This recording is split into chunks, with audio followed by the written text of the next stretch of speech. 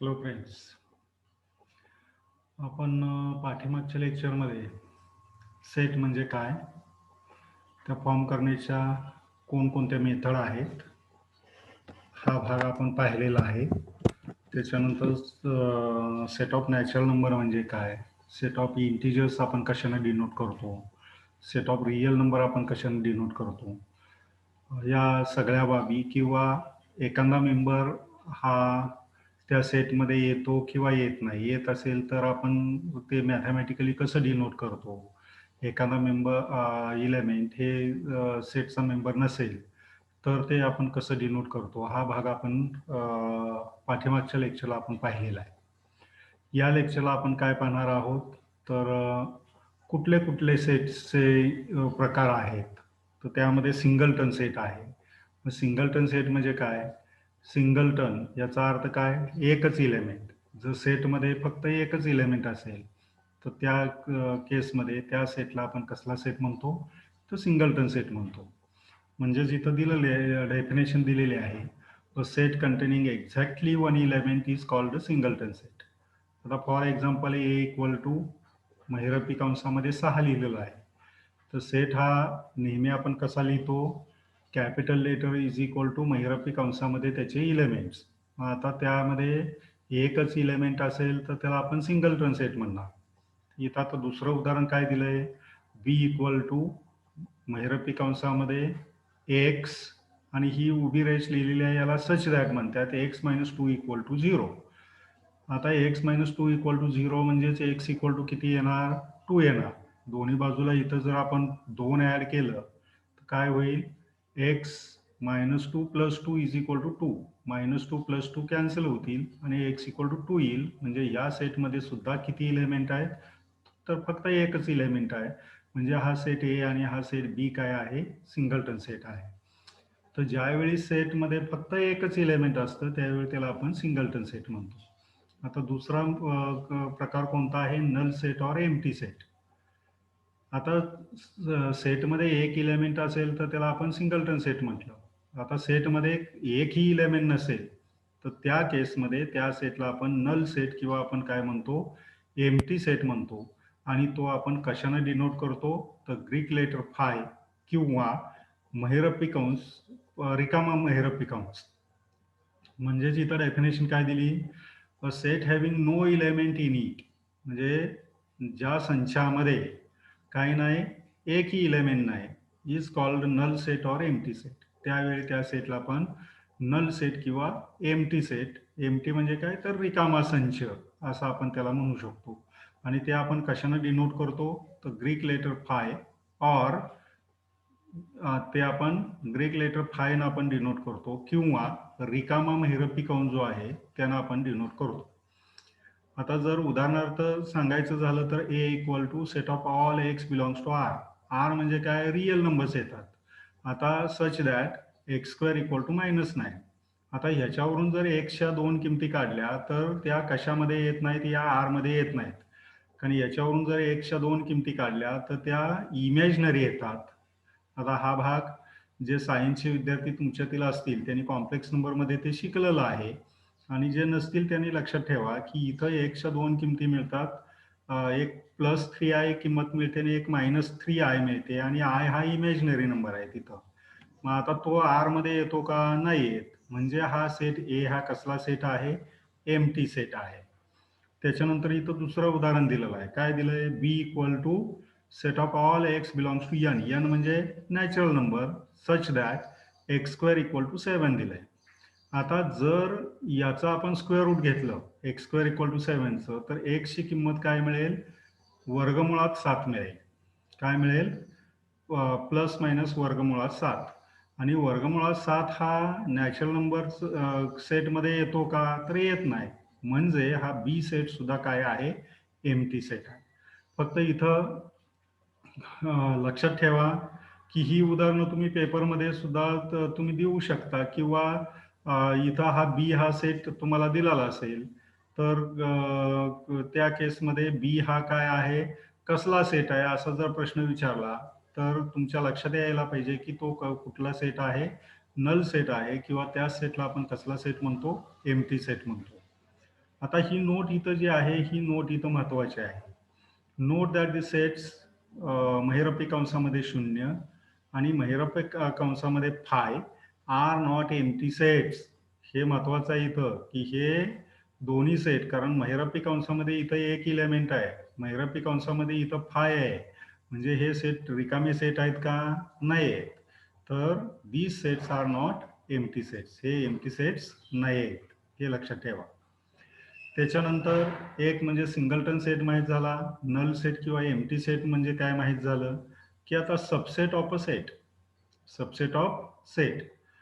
आता ए हा एक सेट दिला आहे आणि तो बी या सेटचा सबसेट आहे हे आपण म्हणणार.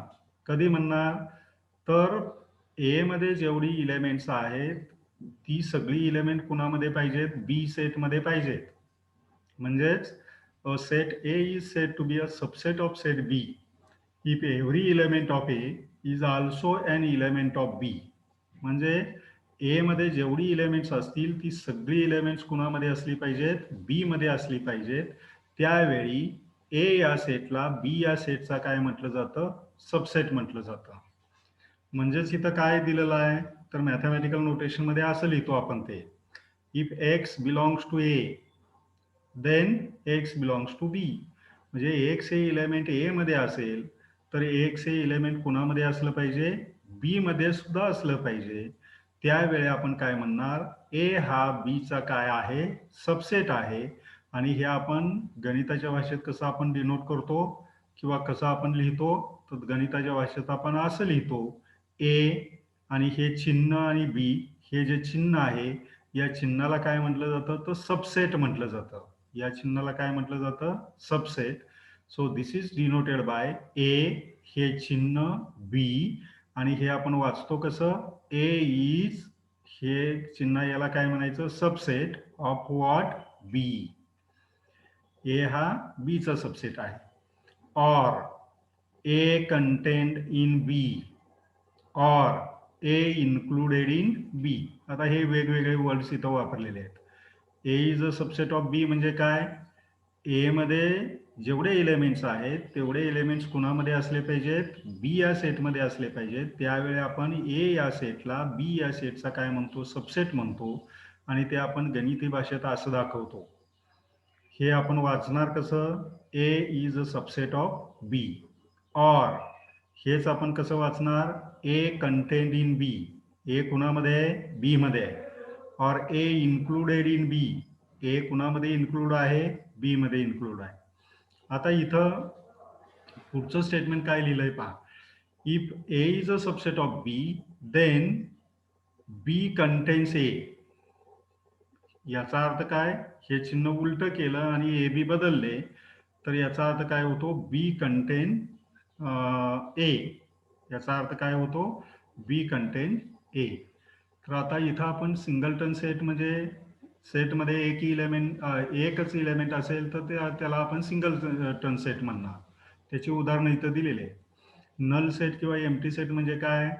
तर ज्या सेटमध्ये एकही इलेमेंट येत नाही त्यावेळी त्या सेटला नल सेट किंवा आपण एम्प्टी सेट म्हणतो. आणि तो आपण कशाने डिनोट करतो? तर ग्रीक लेटर फाय, याला आपण फाय म्हणणार आहोत. किंवा रिकामा महिरपी कंस जर तुम्ही लिहिला तर त्याचा अर्थ काय होतो की तो सेट कसला आहे? नल सेट आहे किंवा एम्प्टी सेट आहे. ही उदाहरणं तिथं देऊ शकता. आता इथं महिरपी कंसामध्ये 0 किंवा महिरपी कंसामध्ये तुम्ही फाय लिहिलं तर हे एम्प्टी सेट्स नाही आहेत, कारण यामध्ये एक इलेमेंट आहे, यामध्ये फाय म्हणजे ते पण एक इलेमेंट आहे. म्हणजे हे सेट्स एम्प्टी आहेत का? तर हे सेट्स एम्प्टी नाही आहेत. त्याच्यानंतर नेक्स्ट आपण कन्सेप्ट काय शिकलो? Subset of a set. आता ए आणि बी हे दोन सेट्स तुम्हाला दिलेले असतील आणि ए मध्ये जेवढी इलेमेंट्स आहेत ती सगळी इलेमेंट कुठल्या सेटमध्ये असतील? बी या सेटमध्ये असतील. तर त्या केसमध्ये आपण काय म्हणणार? ए ला बी चा सबसेट आहे. आणि ते आपण गणिती भाषेत कसं लिहितो? असं लिहितो. आणि ते वाचतो कसं आपण? ए इज अ सबसेट ऑफ बी. किंवा त्याला पॅरलल हे दोन वर्ड्स दिलेले आहेत, ए कंटेंट इन बी और ए इन्क्लुडेड इन बी. त्याच्यानंतर आपण पुढे जाऊया. It can be proved that, काय केलेलं आहे? हे प्रूव्ह केलेलं आहे की empty set five is a subset of every set. हे वाक्य फार महत्वाचं आहे विद्यार्थ्यांनो, लक्षात ठेवा. हे मल्टिपल चॉईसला तुम्हाला परीक्षेमध्ये येऊ शकतं. Empty set five is a subset of every set. Empty set five जो आहे की ज्यामध्ये एकही इलेमेंट येत नाही, तो सेट काय असतो, तर प्रत्येक सेटचा तो काय असतो, सबसेट असतो. It is obvious that every set is a subset of itself. हे पुढचं वाक्य सुद्धा महत्वाचं आहे. ए हा सेट दिलेला आहे, A is a subset of ए आपण म्हणू शकतो. कारण का, ए मध्ये जेवढे इलेमेंट्स आहेत ते प्रत्येक इलेमेंट काय असेल, पुढच्या ए मध्ये असेल, तर त्या केसमध्ये त्याला आपण काय म्हणणार आहोत, सबसेट. तर every set is a subset of itself. हे वाक्य सुद्धा इथं महत्वाचं आहे. त्याच्यानंतर नेक्स्ट आपण कुठं जाणार आहोत, पुढच्या डेफिनेशनकडं, प्रॉपर सबसेट. Proper subset.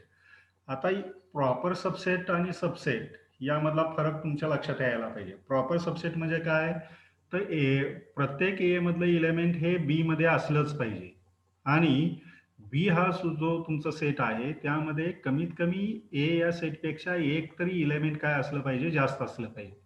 त्यावेळी आपण ए या सेटला आपण काय म्हणू शकतो, ए हा सेट बी या सेटचा काय आहे, प्रॉपर सबसेट आहे.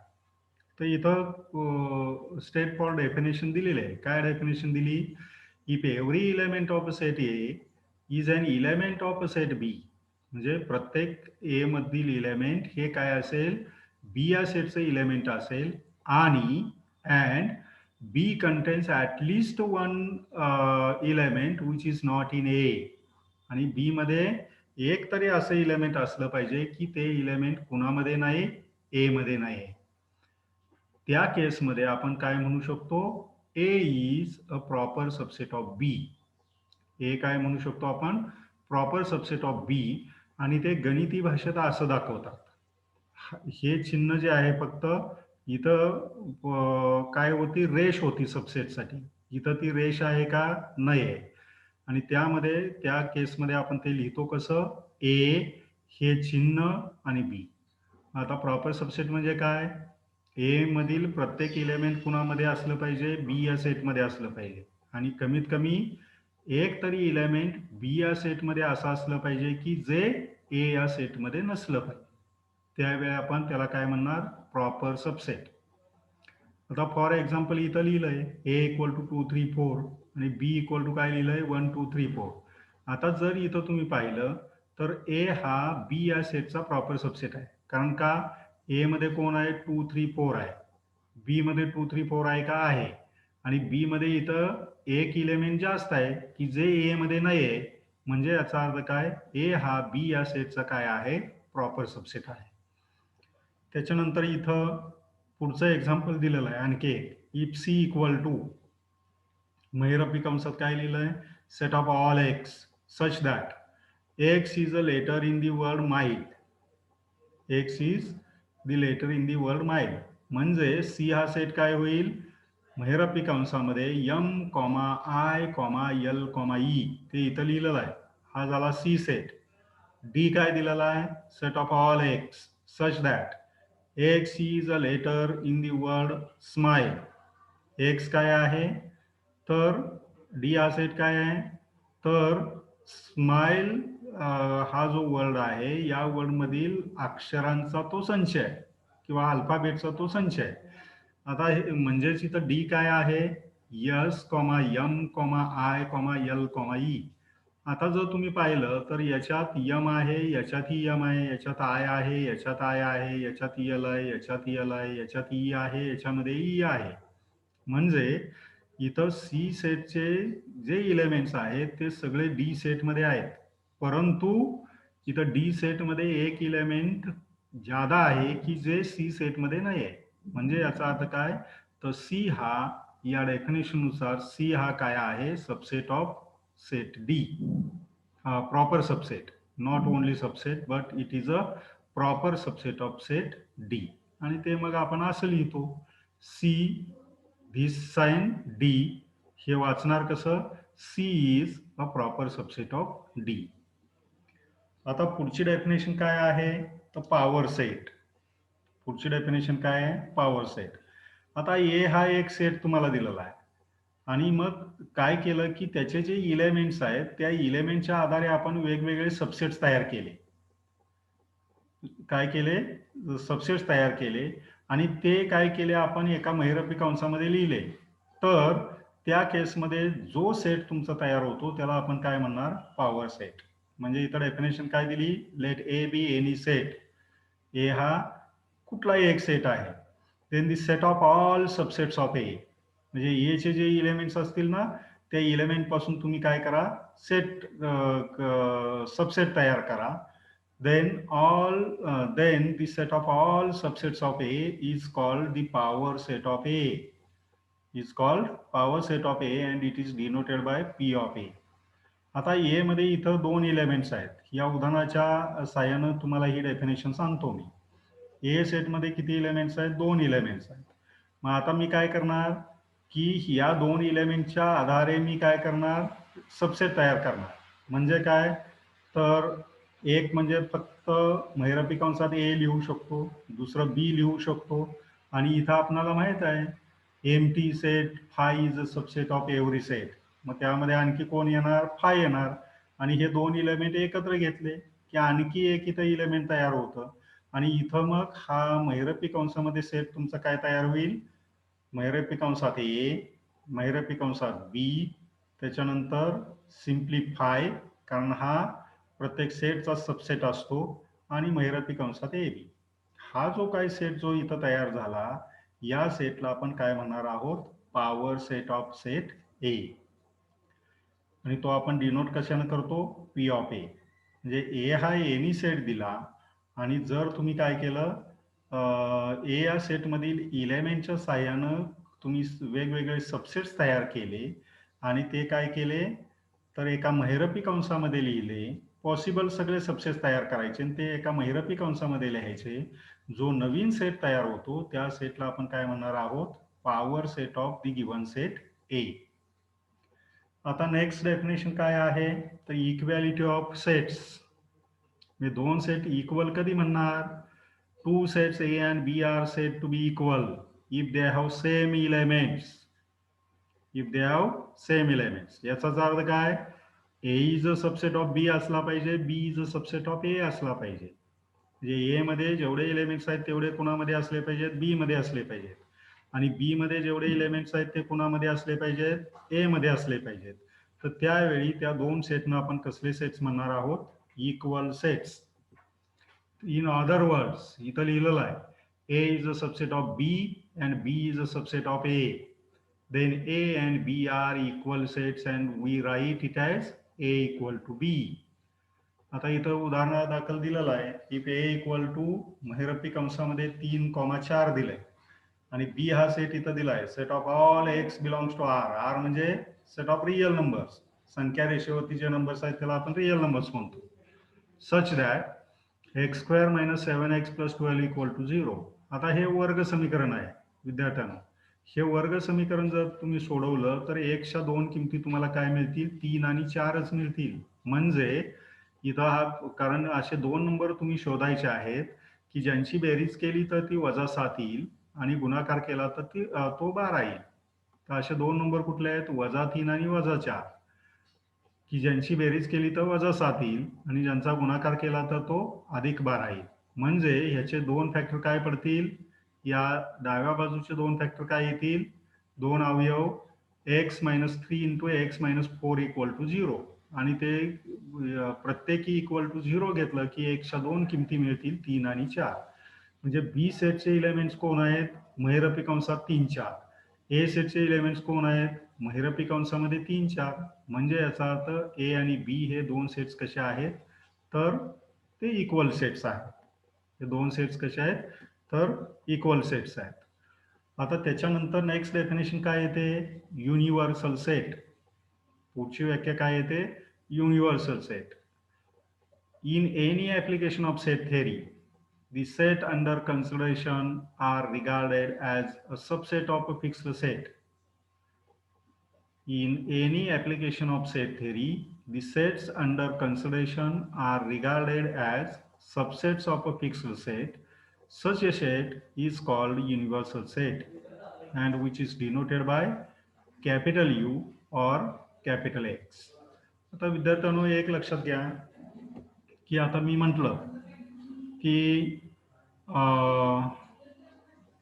महिरपी कंसामध्ये ए इक्वल टू मी लिहिलं, कॅपिटल ए इक्वल टू महिरपी कंसामध्ये मी काय लिहिलं, 1 2 3 4 5 महिरपी कंस कंप्लीट केला. तर त्या सेटसाठीचा युनिव्हर्सल सेट काय येईल, तर सेट ऑफ नॅचरल नंबर्स येईल. कुठला येईल, सेट ऑफ नॅचरल नंबर्स. कारण नॅचरल नंबरमध्ये कुठले एलिमेंट्स येतात, महिरपी कंसामध्ये 1 2 3 4 5 सो ऑन कुठंपर्यंत जातं, ते अनंतापर्यंत जातं, म्हणजे इन्फिनिटी पर्यंत जातं. म्हणजे त्या केसमध्ये एन हा तुमचा युनिव्हर्सल सेट झाला, म्हणजे तो आपण यू न डिनोट करतो किंवा कॅपिटल एक्स न. आणि तुमचा ए हा सेट काय झाला, तर त्याचा सबसेट झाला. ए हा सेट काय झाला, त्याचा सबसेट झाला. आता हा जो कन्सेप्ट आहे युनिव्हर्सल सेटचा, हा मी पुढे गणिताच्या साहाय्याने तुम्हाला सांगणारच आहे. त्याच्यानंतर नेक्स्ट कन्सेप्ट आहे तो कुठला आहे, तर when diagram. This is very important. आता तुमच्या ज्या प्रॉपर्टीज असतात ना सेटच्या, आता त्या प्रॉपर्टीज आपण पुढे पाहणार आहोत. युनियन असते, इंटरसेक्शन. हा भाग खरं तर शिकलेले आहात तुम्ही सगळे. दोन संचाची युनियन कशी काढायची, दोन संचाचं इंटरसेक्शन कसं लिहायचं. तर ते जर तुम्ही काय केलं की पिक्चरच्या साहाय्यानं जर ते तुम्हाला शिकवलं गेलं तर ते सोपं जातं. म्हणून व्हेन डायग्रॅम हा जो कन्सेप्ट आहे, हा कन्सेप्ट काय केलेला आहे, तर तुमचा जॉन व्हेन या शास्त्रज्ञानं काय केलेला आहे, तर इंट्रोड्यूस केलेला आहे. तर इथं काय काय लिहिलेलं आहे पहा. In order to get the visual picture, म्हणजे डोळ्यानं समोर दिसणारा पिक्चर काय व्हायला पाहिजे, तयार व्हायला पाहिजे. Set is represented by the region enclose by simple closed curve such as rectangle. म्हणजे काय करायचं, तुम्ही एक असा आयत काढायचा. काय काढायचा, आयत. आणि त्या आयतामध्ये तुम्ही सर्कल काढले, ट्रायंगल काढले, तर तो जो आयत तुम्ही काढता हा तुमचा झाला युनिव्हर्सल सेट. आणि त्यामध्ये तुम्ही सर्कल काढलं किंवा त्यामध्ये तुम्ही ट्रायंगल काढला, तर सर्कल म्हणजे एक सेट झाला, ट्रायंगल म्हणजे दुसरा सेट झाला. तर त्या केसमध्ये जो तुम्ही रेक्टँगल काढताय, म्हणजे आयत जो तुम्ही काढताय, त्या आयताला आपण काय म्हणणार आहोत, तर युनिव्हर्सल सेट म्हणणार आहोत. आणि तुम्ही त्या आयतामध्ये तुम्ही सर्कल काढले किंवा इलिप्स सारखा शेप काढला अंड्याच्या आकृतीचा, किंवा त्यामध्ये तुम्ही त्रिकोण काढला, तर हे काय झाले, त्याचे सबसेट झाले. म्हणजे त्या व्हेन डायग्रॅमच्या साहाय्यानं हे सगळं काय होतं, क्लिअर होतं. Such representation is called Venn diagram. हे जे काय तुम्ही जे आयतामध्ये सर्कल काढा, ट्रायंगल काढा, जी काय फिगर तयार होते त्या फिगरला आपण काय म्हणणार आहोत, व्हेन डायग्रॅम म्हणणार आहोत.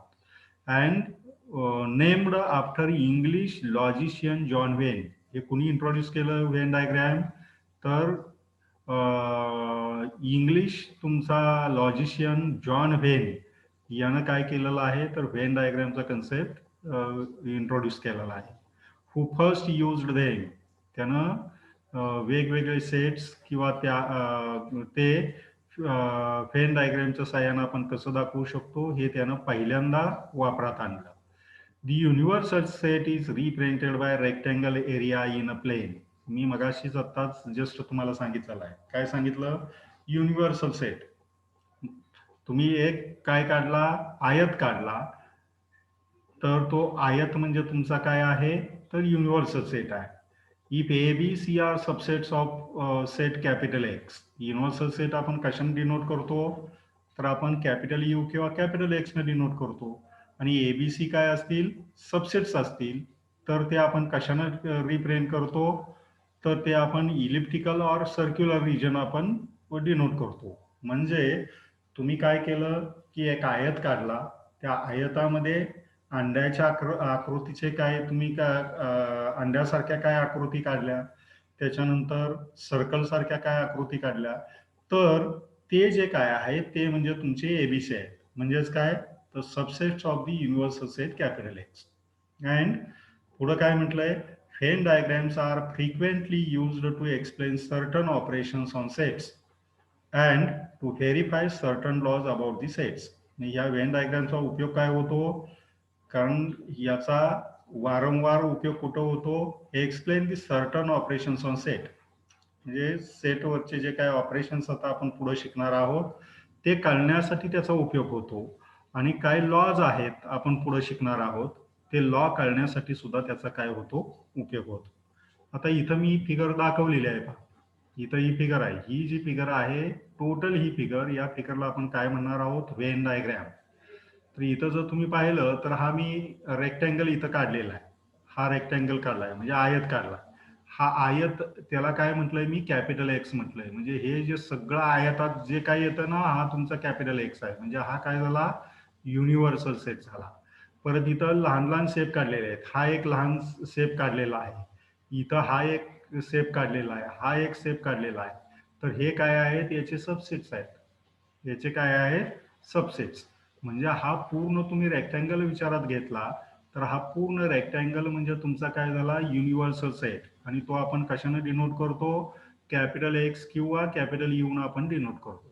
आणि त्याच्यानंतर या रेक्टँगल मध्ये तुम्ही वेगवेगळे शेप्स काढले. इथं सी हा एक सर्क्युलर शेप काढलेला आहे, बी दुसरा अनादर सर्क्युलर शेप काढलेला आहे, ए अनादर सर्क्युलर शेप काढलेला आहे. तर हे जे काय आहेत, ए बी सी, हे काय आहेत, तर युनिव्हर्सल सेट कॅपिटल एक्स जो आहे त्याचे काय आहेत, सबसेट्स आहेत. तर ही जी टोटल फिगर आहे, या टोटल फिगरला आपण काय म्हणतो, तर व्हेन डायग्राम म्हणतो. तर आजच्या लेक्चरला आपण विद्यार्थी मित्रांनो काय काय शिकलो पहा. आजच्या लेक्चरला आपण काय शिकलो, तर पहिला भाग म्हणजे आपण काय शिकलो, सिंगलटन सेट म्हणजे काय. ज्या सेटमध्ये फक्त एकच इलेमेंट येतं, एकच इलेमेंट असतं, त्यावेळी त्या सेटला आपण सिंगलटन सेट म्हणणार. त्याच्यानंतर नल सेट किंवा एम्प्टी सेट, ज्या सेटमध्ये एकही इलेमेंट येत नाही त्यावेळी त्या सेटला आपण कसला सेट म्हणणार, नल सेट किंवा त्याला आपण एम्प्टी सेट म्हणणार. तो आपण कशाने डिनोट करतो, तर ग्रीक लेटर फाय न डिनोट करतो किंवा रिकामा महिरपी कंस, रिकामा महिरपी कंस. त्याच्यानंतर सबसेट ऑफ अ सेट आपण पाहिलं. सबसेट म्हणजे काय, तर ए मधील प्रत्येक इलेमेंट हे काय असलं पाहिजे, बी या सेटचं इलेमेंट असलं पाहिजे. त्यावेळी आपण काय म्हणणार, ए हा बी या सेटचा काय आहे, सबसेट आहे. म्हणजे for example A equal to मी काय लिहिलं, 1 2 3 4 लिहिलं. आणि बी इक्वल टू मी काय घेतलं, 1 2 3 4 5 6 7 8 घेतलं. तर या केसमध्ये आपण असं तुमच्या लक्षात येत आहे की ए मधील प्रत्येक इलेमेंट हे काय आहे, बी या सेटमध्ये आहे. म्हणजेच ए हा सेट बी या सेटचा काय आहे, सबसेट आहे. त्याच्यानंतर काय शिकलो आपण, तर प्रॉपर सबसेट म्हणजे काय. त्याच्या अगोदर ही जी दोन वाक्य आहेत, ही दोन वाक्य तुमच्यासाठी महत्वाची आहेत. Empty set is a subset of every set. Empty set म्हणजे फाय हा प्रत्येक सेटचा काय असतो, सबसेट असतो. आणि दुसरं काय, की प्रत्येक सेट हा स्वतःचा काय असतो, सबसेट असतो. प्रत्येक सेट हा स्वतःचा काय असतो, सबसेट असतो. हे पण वाक्य महत्वाचं आहे. त्याच्यानंतर काय शिकलो आपण, प्रॉपर सबसेट. प्रॉपर सबसेटचा अर्थ काय, की ए मधील प्रत्येक इलेमेंट हे बी मध्ये असलंच पाहिजे, परंतु बी मध्ये एक इलेमेंट तरी असं असलं पाहिजे की जे ए मध्ये नाहीये. त्यावेळी आपण काय म्हणणार, A is a proper subset of B. आता सबसेट डिनोट करण्यासाठी आपण कुठलं चिन्ह वापरतो, हे चिन्ह वापरतो. आणि इथं एक आणखी इथं एक लाईन असते. आणि प्रॉपर सबसेटसाठी फक्त एवढं चिन्हच असतं. तर हा फरक लक्षात घ्या. त्याच्यानंतर पॉवर सेट. पॉवर सेट म्हणजे काय, ए हा एक सेट दिलाय तुम्हाला, त्या ए या सेटच्या इलेमेंट पासून वेगवेगळे सेट तयार करायचे. आणि ते जे सेट्स असतील ते सेट्स कशामध्ये लिहायचे, एका महिरपी कंसात लिहायचे. जो तुम्हाला नवीन सेट मिळतो त्या सेटला आपण काय म्हणतो, power set of given set ए. त्याच्यानंतर नेक्स्ट डेफिनेशन काय शिकलो, इक्वॅलिटी ऑफ सेट्स. म्हणजे दोन सेट इक्वल कधी म्हणायचे, तर ए मधील प्रत्येक इलेमेंट हे बी मध्ये असलं पाहिजे आणि बी मधील प्रत्येक इलेमेंट हे कुणामध्ये असलं पाहिजे, ए या सेटमध्ये असलं पाहिजे. म्हणजेच काय, तर ए हा बी चा सबसेट असला पाहिजे आणि बी हा काय असला पाहिजे, बी सुद्धा काय असला पाहिजे, ए चा सबसेट असला पाहिजे. त्या केसमध्ये आपण ते दोन सेट्स काय म्हणतो, इक्वल आहेत. आणि ते आपण कशाने डिनोट करतो, ए इक्वल टू बी. त्याच्यानंतर पुढे आपण कुठं गेलो, तर युनिव्हर्सल सेट. युनिव्हर्सल सेट म्हणजे सगळ्यात मोठा सेट. बाकीचे सगळे सेट्स काय असतात, त्याचे सबसेट्स असतात.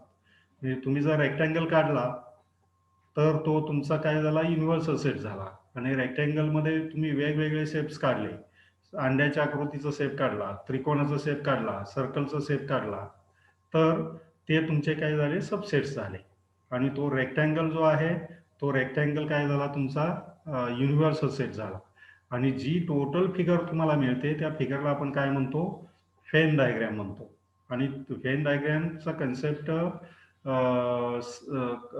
इंट्रोड्यूस कोणी केला, तर जॉन व्हेननं. कोणी इंट्रोड्यूस केला, जॉन व्हेननं इंट्रोड्यूस केला. तर या सगळ्या बाबी तुम्हाला येणं काय आहे, गरजेचं आहे.